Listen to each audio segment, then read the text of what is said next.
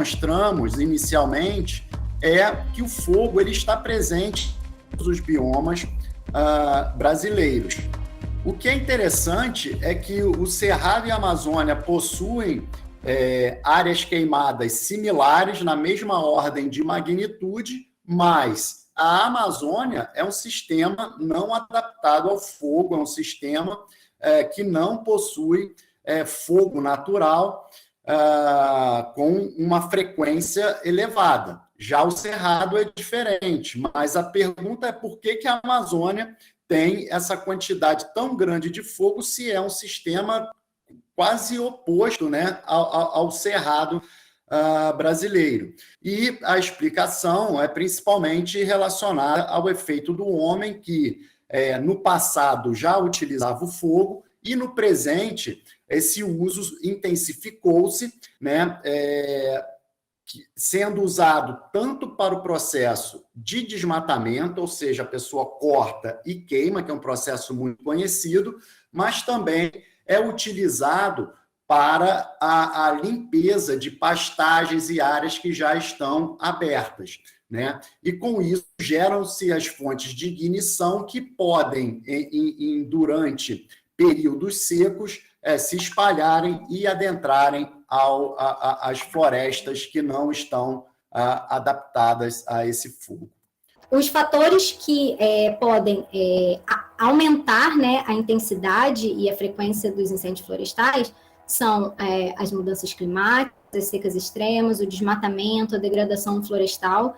Então, esses fatores, eles se retroalimentam. Então, quanto maior material combustível, mais fogo, mas quanto mais fogo, mais material combustível. Então, eles se influenciam entre si. E se a gente vê o número de focos de calor por categoria fundiária, em 2020, a gente vê que 30% ocorreu em imóveis rurais, 20% em assentamentos rurais, mas metade dos focos de calor ocorreram em terras públicas, ou seja, dentre elas terras indígenas, unidades de conservação, florestas públicas não destinadas, entre outros.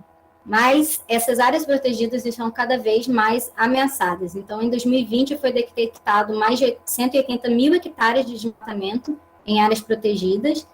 Isso representa 20% do total de desmatamento da Amazônia Legal. E esses desmates, eles são principalmente relacionados à grilagem, garimpo e extração ilegal de madeiras. Mas o raciocínio o que temos, né, é que quanto mais fogo acontece, maior a probabilidade dele escapar e atingir florestas. Então, um dado do IPAM, por exemplo, do MAP Biomas Fogo, mostrou que em 2020 quase metade de tudo que queimou foi em vegetação nativa.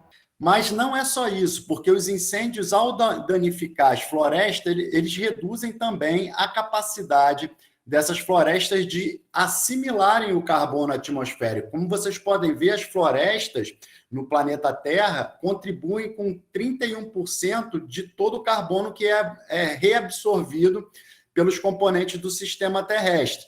Ou seja, a floresta ela alivia parte do efeito das mudanças climáticas, porque se esse carbono não estivesse na floresta, ele estaria na atmosfera. Quando o fogo na Amazônia atinge uma floresta, a gente tem a perda de um carbono que está estocado lá há muito tempo. A floresta, ela, por 30 anos, não consegue se recuperar em termos de biomassa ou de carbono que existia ali. Então, ela fica com esse carbono 30% mais baixo do que existia na floresta natural. E onde que está esse carbono? Na atmosfera, aquecendo o planeta, né?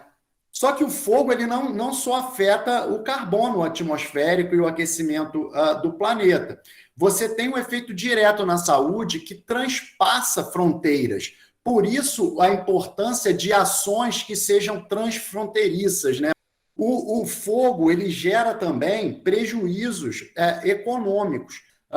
E num período de 2008 a 2012, foi demonstrado essa quantia magnífica de perda de recursos financeiros devido ao efeito do fogo, chegando a quase 300 milhões de dólares, né? E esses valores eles representam cerca de 7% do PIB. O desmatamento ele tem sido um grande problema, o Aragão já comentou, a gente tem trabalhado bastante com isso.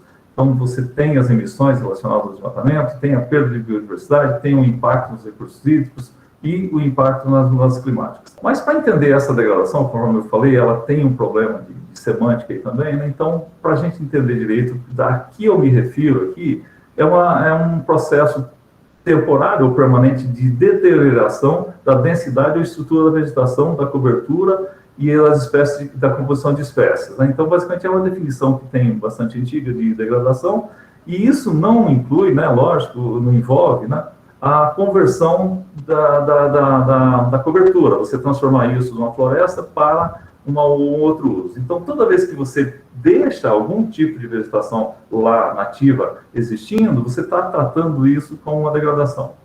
E lógico que isso tem vários níveis de degradação. Tem uma degradação leve, uma estação seletiva que foi bem conduzida, bem feita, né?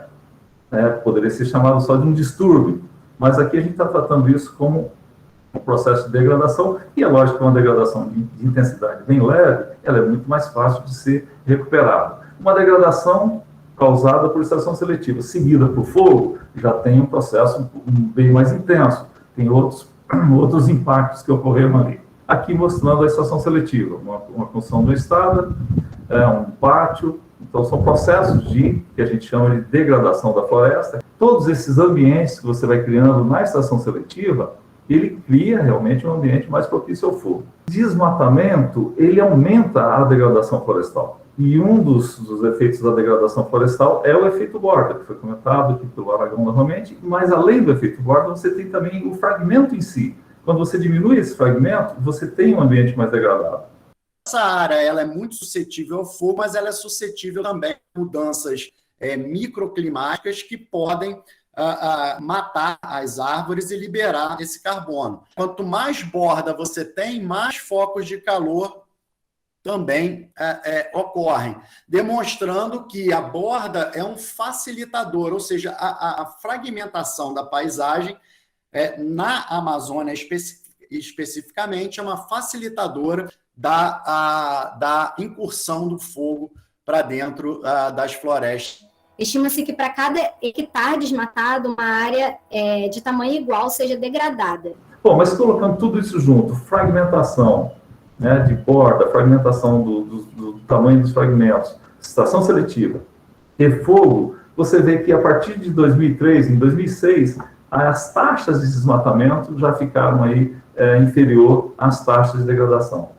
Que vem acontecendo, mas a partir de 2006, aí as taxas de degradação superam o desmatamento, e isso é muito preocupante, né? Porque não se trata de uma pequena área, você sabe disso. O desmatamento já não é pequeno, e se você colocar junto essa degradação, então as coisas ficam bem piores, né?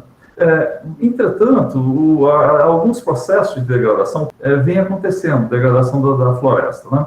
E um deles é causado pela estação seletiva de madeira. Há também a associação entre estação seletiva e fogo, porque a estação seletiva ela cria um ambiente mais favorável para que ocorra o fogo. O fogo ele ocorre todo ano, mas entre os meses do ano existe um padrão da ocorrência de fogo, e esse padrão está relacionado à estação seca.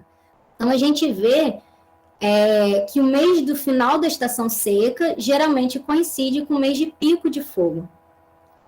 Então, os picos de fogo ocorrem principalmente nos últimos 2 meses da estação seca ou no primeiro mês da estação chuvosa. Então, as chuvas na Amazônia, elas estão diminuindo durante a estação seca, ou seja, há um maior contraste entre as estações secas e de chuvas.